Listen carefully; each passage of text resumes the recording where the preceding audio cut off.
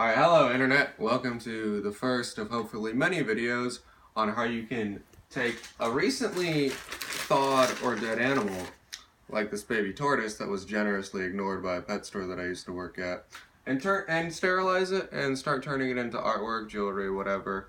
Gonna give a brief tutorial on how to make pipes and how to cut up baby animals.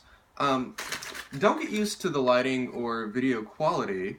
This is actually the last part of the film we are about to see, and we only recently realized that we can use technology. My video camera is from the 90s, and it's very poor daylight, but there are some things that you can't see or really hear in the upcoming video that I'm going to be dealing with right now.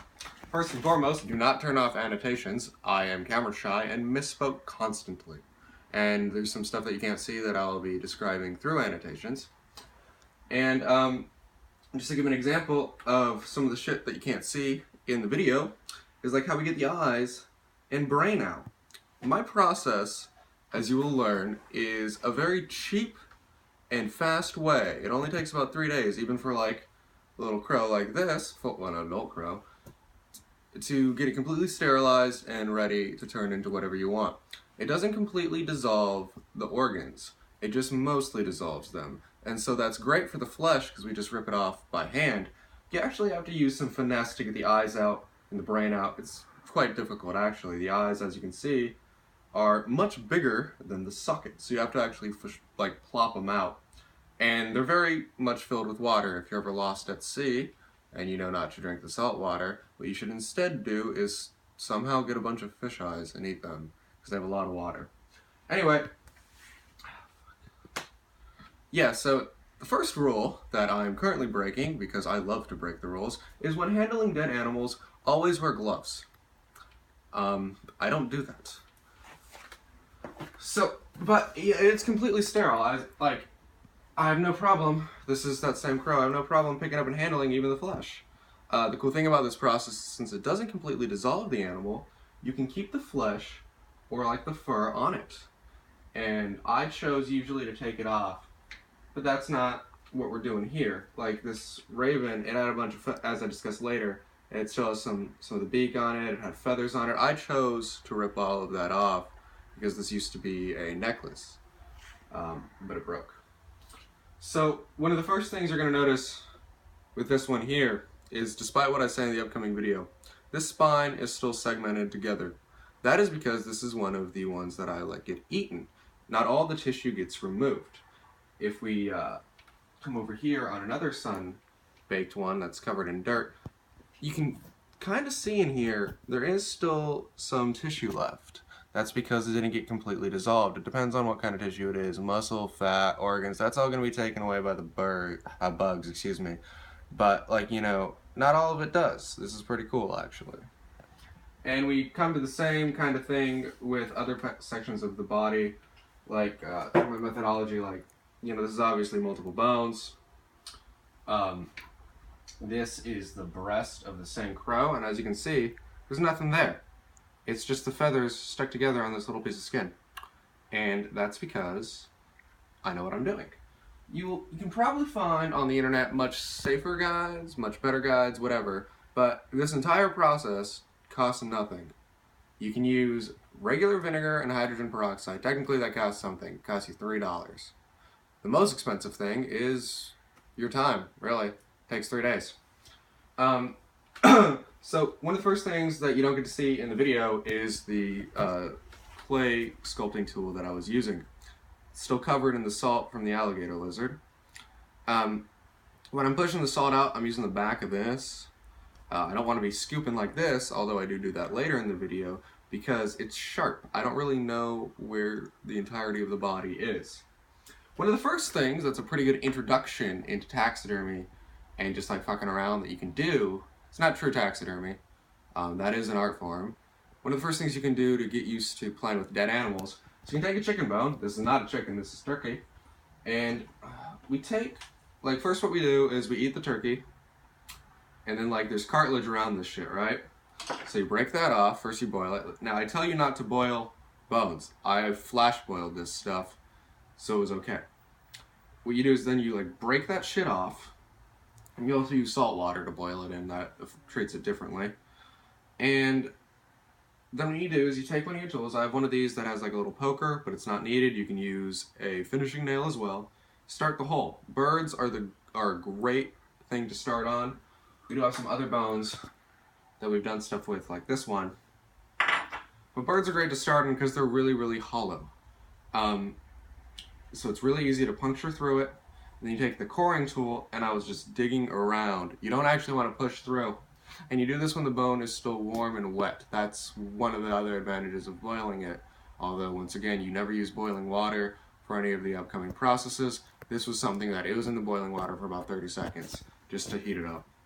And that makes it easy to push through. And, you know, bones are very porous and they're very grooved. It's kind of like a giant knotted log. You can just kind of push that shit aside, and that's what we do. You take this tool again, and you get out as much marrow as you can, and you do. Oh, we do it to this side too. Get out as much marrow as you can by scooping it out, and then we continuously put it in salt baths, that are boiling water, because much like with cleaning other types of pipe, a little bit of salt, a little bit of rubbing alcohol goes a long way. The marrow, if you don't know, is just immature blood. So we can break it down with just about anything that can break down cells. Alcohol is pretty good at that, and as is salt, like just cracking it out and doing that. There's a lot more marrow in here than you'd expect, though. I got several napkins full of it. But once you get a lot of it out, and then you literally take pipe cleaners, just thread them through. It's really difficult at first, but you just start pushing that shit through, boiling it, getting more out. And then when you come into the other side and you're digging through, you gotta be real careful about the feeling. You gotta very slowly do it and memorize the feeling of the marrow, because it's not all that hard to start puncturing through the base of the bone, because once again it's very porous, so it just moves out of the way of the tool. Also, as for the sun drying method, you know, here's some stuff that I made. I made this like just because I liked it. It looks kind of like a witch hand. This is from this rat here that we'll be talking about in a second. But this is from the sun drying method. You know, as you can see, I have no problem keeping the skin and the fur just against my chest because it's sterile. A lot of people will tell you it's not. These people are not scientists.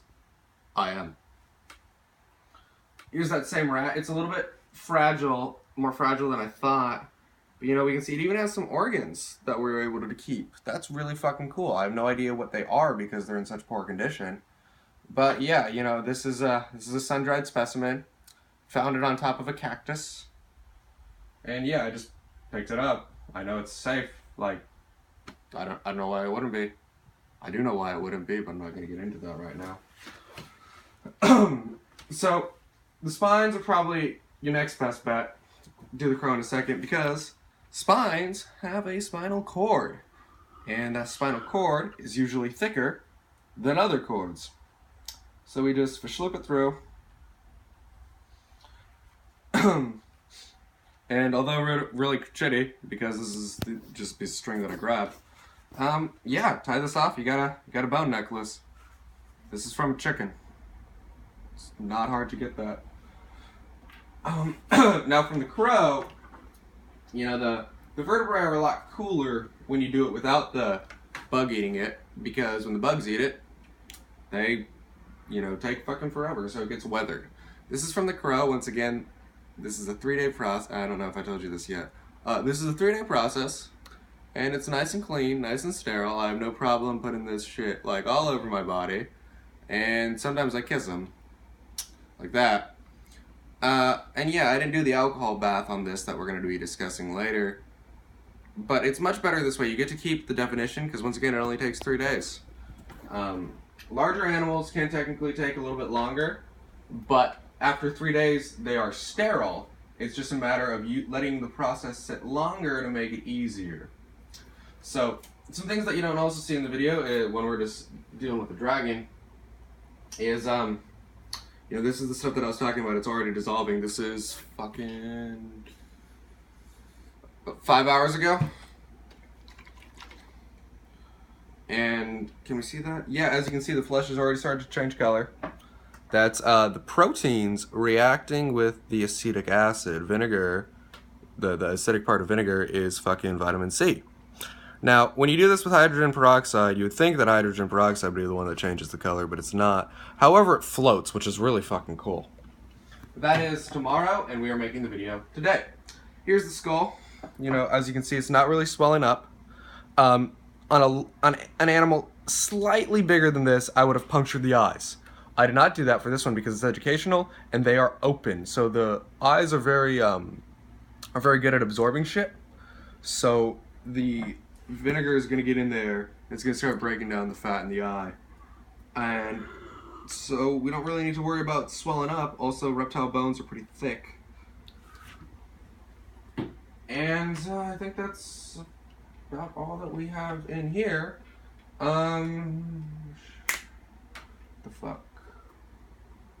Okay, yeah, and then, although not needed, you can take, when this is all done, if you're really super concerned about it, we take our bones, like this one. I didn't do that to this one.